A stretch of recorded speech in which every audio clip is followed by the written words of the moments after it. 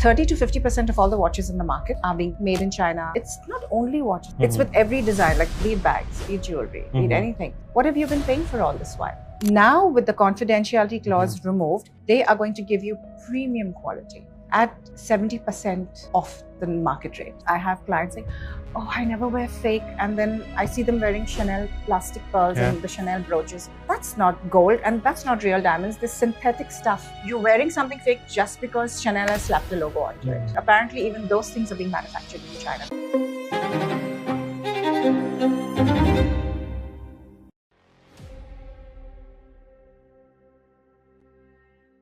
Welcome to another episode of the Jewelry Pod. I'm so excited to do this. Literally no time left with so much ongoing left, right and center. US tariffs, China exposing so many luxury brands for their IP agreements and people going rogue. And the number of people coming to UAE just to check the probability of manufacturing and finishing their jewelry and re-export it to US is unimaginable. Without doing further ado, I would really love to welcome again Azzal, who has been amazing. She's already killing it with her Instagram and she's Dubai-based entrepreneur. If you don't know her from our last podcast, you need to check out the last podcast. Link is in the description. And let's start a new conversation about what's all happening around us. Hi Azzal, welcome to the Jewelry Pod again. Thank you. Always a pleasure to have a chat with you. How ready you are with current scenario of business and how everything is happening. I don't know if I should use word unfold, because it's more than unfolding happening. It's a collapse. Yeah. So you think things are falling out of place and to fall back into place. This is what I think what's happening. Truth and transparency. I think this is the year of truths. Just truths. Just because we don't go out of the context, I really want to just summarize and have main discussion about tariffs, how China is literally exposing all the brands.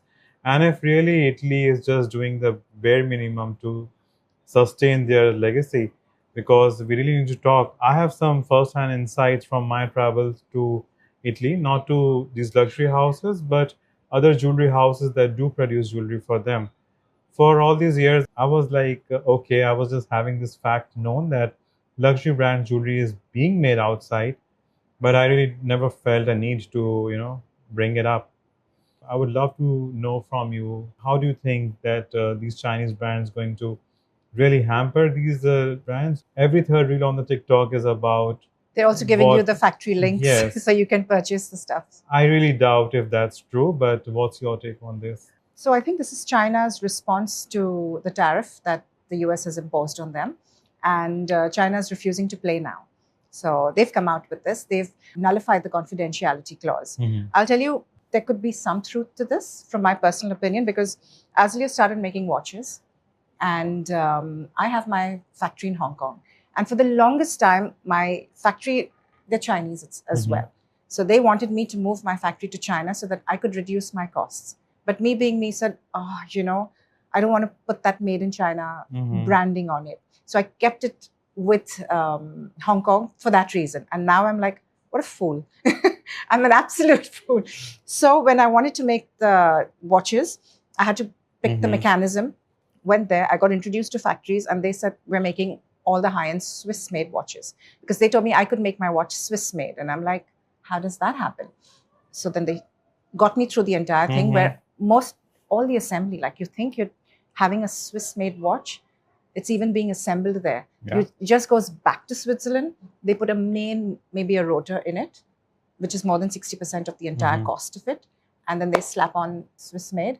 And I was pretty gobsmacked. I was like, could I talk about this? Because they were like, no, these are confidentiality clause. We cannot tell you. So it's the same factory, the same workers, the same. So I was privy to this 3 years ago. And I don't know. I mean, it's just now coming to the open. So that's the reason why I'm talking. So yes. Rightly so. I will not name the brand. This was right after Vicenza. So, there's twice a year they hold really beautiful exhibition of jewelry. So, and it's really important for the jewelry industry across the world. After Geneva, because Geneva show is not everyone's cup of tea. And I'm talking about commercial jewelry. I agree. So, after that visit to the Vicenza show, we were escorted by one of the manufacturer to their factory just to see the setup. For my surprise, I was like, I'm seeing 2 to 3 layers of trays in a rack with, Okay. I will not name the brand again, and I was quite shocked. And out of curiosity, I could not hold myself back and asked, "Oh, so you're doing copies as well?" They said, "No, we're not doing copies. We are not doing copies, but they are outsourcing with us."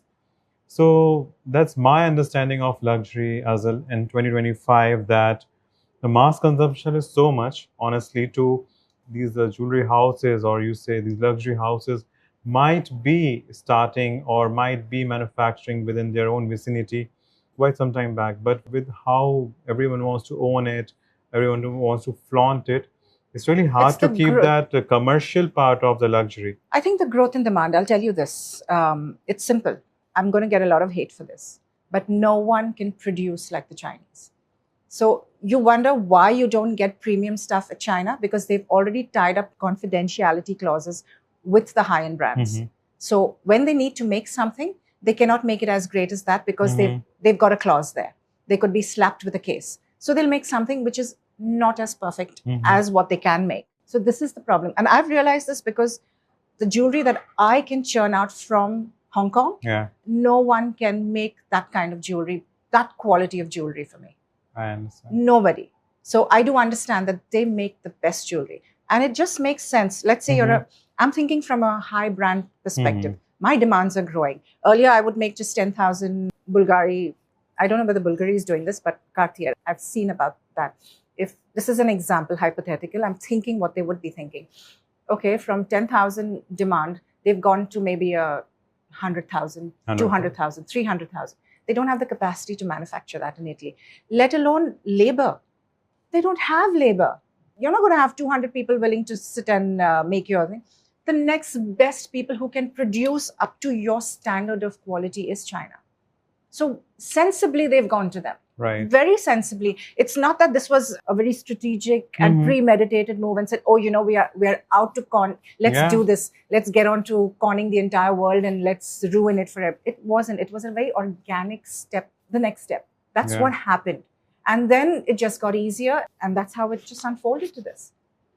And this is what I think happened. Also, as an economy, I'm really proud of them that they're not depending upon. What if they're not fearing that if US imposes unreasonable tariffs on them, they're not fearing that they'll go out of the business. They're so ready to dump their excessive production to other countries. And I really don't know. I have serious questions about authenticity of these reels, but I'm really not even bothered. I'm not even thinking in that direction. I always see a good part and the bad part of the story, and this could be these countries where these reciprocal tax is implemented. It could be any part of the world, because US being US. No, but I'm also thinking, okay, anything, let's say we're doubting the authenticity of these reels. No major brand has come out and said that this is wrong. This is false. Not a single brand. Have you come across a reel saying that, no, this is falsified? We're hoping. It's just been 72 hours. So let's see. I mean, till now, maybe they're just preparing what their PR is going to be. Yeah. But let's wait and watch. That's all I can say. And then I guess we'll need to have another podcast discussing this aspect. But do you also know in 1970, they called something as quartz crisis? Yes. So quartz crisis was when all the Swiss-made watches were doing fantastically good. And all of a sudden, quartz watches come from Japan, and they were like challenging the market, and prices of the watches start going down.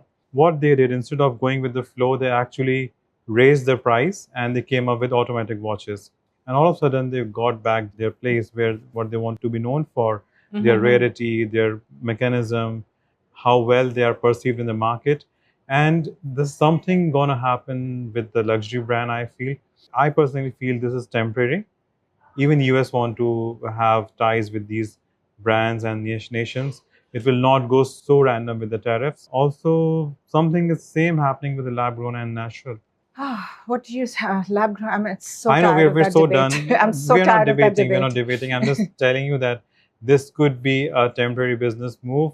Then 100%. and I would say it won't take long for people to actually have better understanding of these two. I think this is happening for a reason. Earlier, no one thought for themselves. This is happening. The universe is putting this across to consumers and saying, everything's in your hands now. You're not tied and bound by, if I need a designer bag, I have to just pop into the store. The transparency, it's telling the consumer, this was what was happening to you all this while, whether you can afford it or whether you cannot afford it. But this was what was happening. It was smokes and mirrors. And now we're giving you the baton. How do you want to play these cards? As simple as that. Now the consumers need to be smart enough to know how to take this forward. That is it. But the problem is, this is the masses. The masses do not want to think for themselves. And I will tell you this from personal experience. Because I know my clients and I keep telling my women, please think for yourself. So this is what it's giving you a chance. I mean, consumers, people, please take this. It is on a platter. Use your head. Do all your research. Study. You've got ChatGPT today. Everything spits out in 3 seconds. You've got answers at your fingertips. Take it, make your own decisions. Change the industry. Let's go through transparency. Let's go through, I don't know, just things being real and authentic. No smokes and mirrors anymore. Moreover, being in the business for so long, for us as people who represent business, it was never a debate for us. It was more of how to navigate now in challenging times. I have done so many podcasts on this now. I honestly really don't want to use any more lab grown and natural for all the good reasons. But I really say this a lot, that the natural diamond industry was not ready enough ever to, they were very comfortable with their one campaign, Diamond is Forever, and they sat back forever. And but yeah, I'm like, and the moment they found need, they're literally going left, right, center. Have you seen the new campaigns they're coming up with? Which diamond? National Diamond Council is coming up with new campaigns. They came up with a beautiful campaign. I personally love it. It's called Dad with Love, Love Dad, and they're promoting second piercing. Okay. Yeah. So dad is taking the daughter to jeweler and getting the second piercing. I haven't done. been seeing that. And big budget this year to promote natural diamonds. Perfectly fine. I think natural diamonds are an investment at the end of the day. They are. You have it rare, like you have it colored. They are an investment. Bide your time. They're like stocks that have gone down. Yeah. Wait another 50 years. This is the thing, you know, when you act out of fear and lack, you're going to look desperate. Moreover, none of the investments are short term. No Anything investment. is giving That's why it's good called returns. an investment. I think except gold, right? But now have you seen silver's taking center stage? Silver so it's that, just don't be greedy. And I think this is what's happening. All of this is coming up to the surface. This disruption that's happening is because it's just levering out the status quo. Like, just don't be greedy. Be grateful. Yeah. Like, move from greed to gratitude. And everything's just going to fall into place. Works well. Going back to your factory visit to Hong Kong, where you're getting your watches made, were they also manufacturing for all, as you rightly said, that they're manufacturing for other brands too? Yes, I did see the other brands being made there. And what was the price differential? 30 to 50%. No, 30 to 50% of all the watches in the market are being made there. Okay. Like the ones that, you know, you buy for $10,000 and between the $10,000 and $50,000 range, they're all being made there. And it's not only watches. I think now this is with everybody. It's with every design, like be it bags, be it jewelry, be it anything. What have you been paying for all this while? If you're going to be getting, now with the confidentiality clause removed, they are going to give you premium quality. Yeah. They're going to give you the exact quality at 70% off the market rate. They're going to be doing that for you. I was going through certain figures lately, and there was an article that said the markup on the bag price is more than 2,600%. Unbelievable. So the cost of Birkin is 1,400. If you, but I don't know if Birkins are being made there. Yeah. That I'm still having a big question mark. There's very strong resistance on this by I have a Birkin question mark fanatics, with Birkins, yeah. Because they have around, or maybe because I own a Birkin. I refuse to believe it's being made. They say there are 15 to 16 manufacturing units in France for Birkin. Exactly. That I refuse to believe, and I cannot. I mean, you cannot say anything until it's corroborated. It better be corroborated. But I'm talking about everything else, like apparently makeup. And you know, okay, fine. This I could believe. Chanel does the plastic pearls.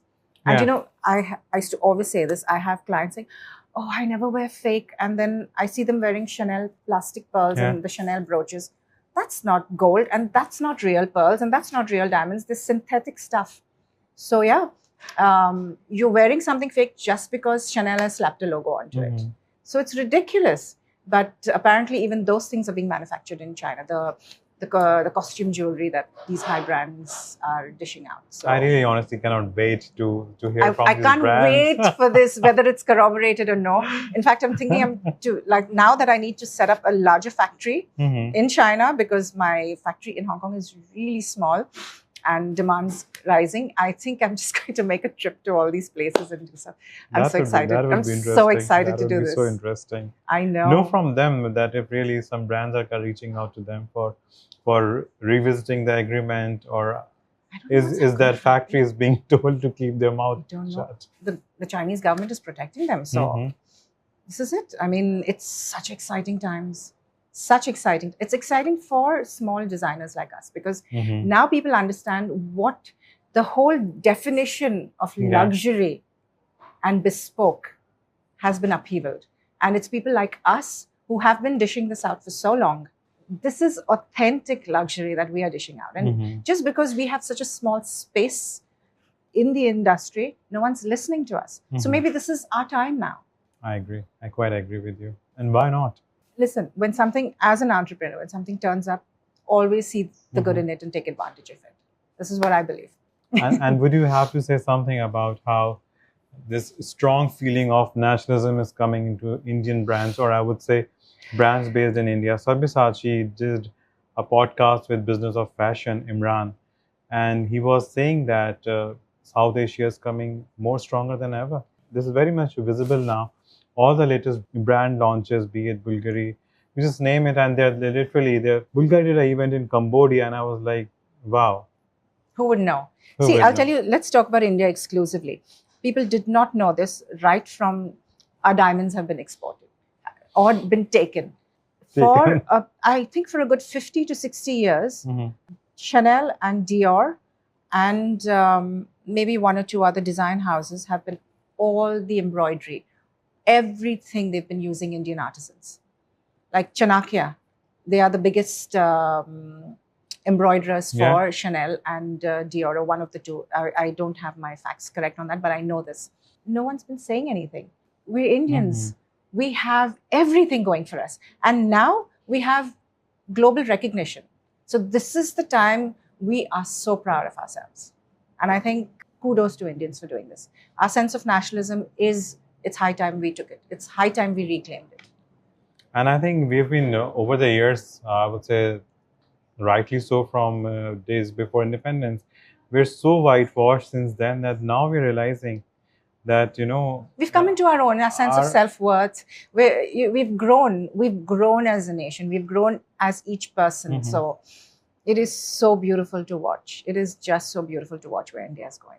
Also a bit sad, it's very late for us, I would say, but maybe the time is right, because maybe we are ready. Yeah. The world may not be ready, but we are ready for what we are about to offer. Are you doing any kind of sourcing from India? Yes. In fact, all my... my forte is I do wedding trousseaux, and we start a year before the wedding date.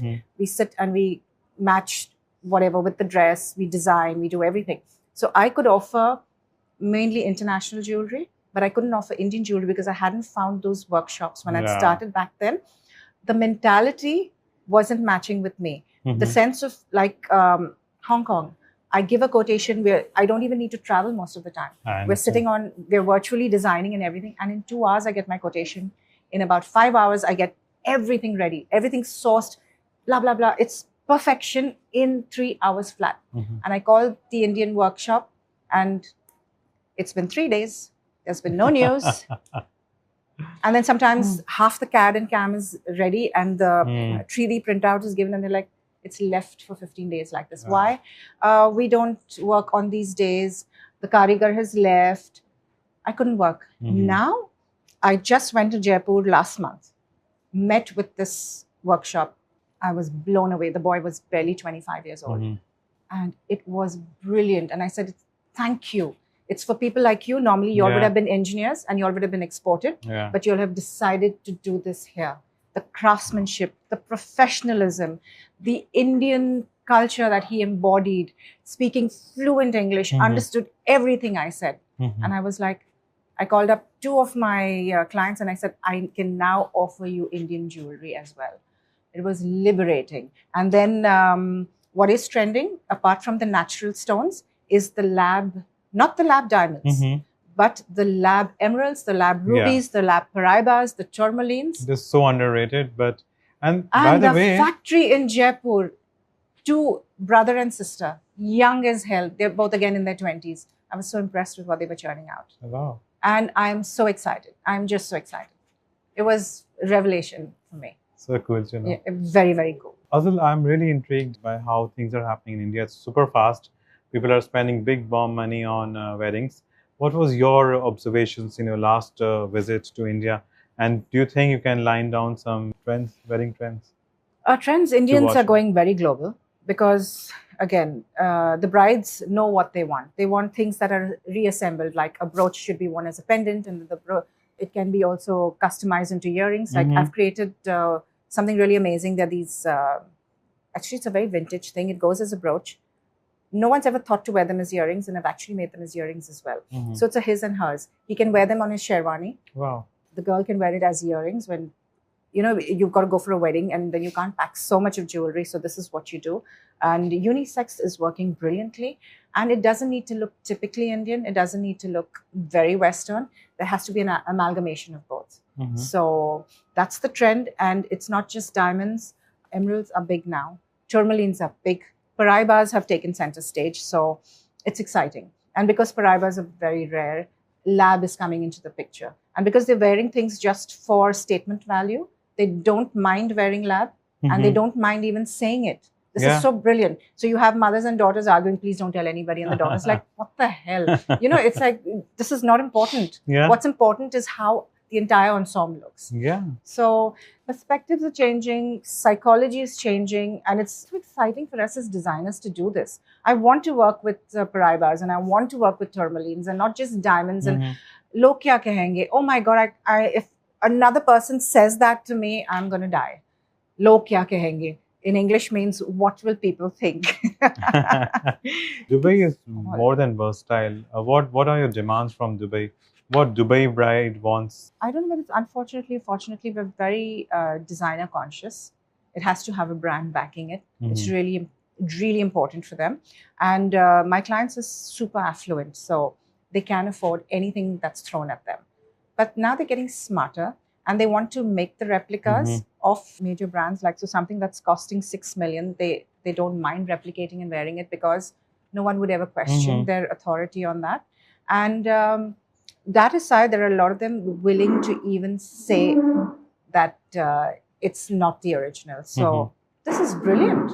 And now I think if most of them are going to know that a lot of stuff is being assembled in China, I think I'm waiting to see what those answers, you know, what those behind the closed doors discussions are going to be with me. It's exciting. It's also exciting. Out of curiosity, I asked one of my Thai jeweler who just sells privately. And I asked him, what's the differential in preferences of customers nowadays? So imagine mother who would be collector probably, or just buying big diamonds from you, 20 carats and above, how their children interact with you. I got such an interesting answer. He said two things. The mother comes and cry in front of the jeweler in absence of the daughter. Daughter who walks in the jeweler wearing Lululemon, ask for a versatile and wearable options that she don't want to collect or treasure. She want to put it on for the cocktail, go out on birthdays. And absolutely. I mean, now this generation has become, they're Birkin collectors. They're not stone collectors. They're Birkin collectors, car collectors, art collectors. As women, she wants crypto. She wants what men want now. I think it's education. Women know what they want. Women research. My clients research so much before they walk into my store. And sometimes I think, okay, now I need to educate them. And no, not at all. It's brilliant because then we quickly get onto the same page. I skip at least 2 meetings. So it's quicker and it's intelligent. I love it. And I learn as well.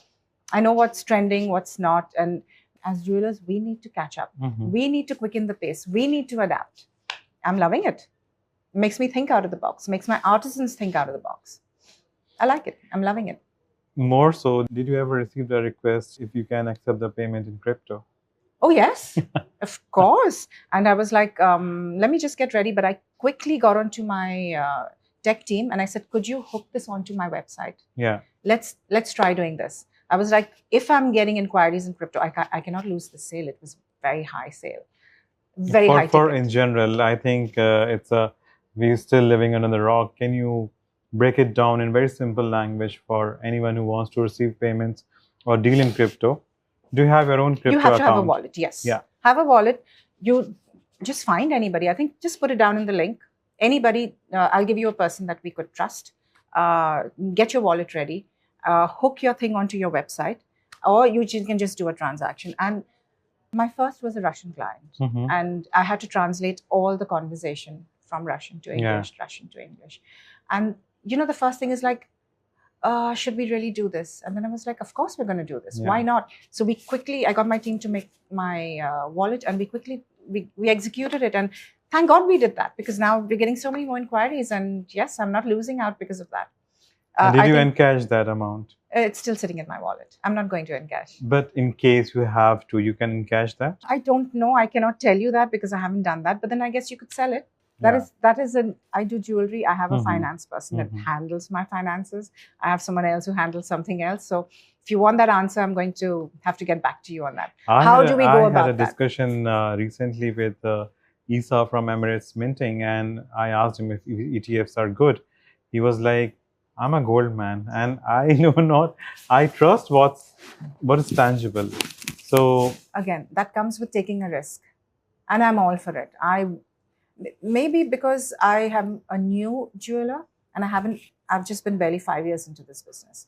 If I was possibly with this 20 years and having a high inventory, I do understand that because I do see people with high inventories of diamonds, especially natural diamonds. Yes. They are scared.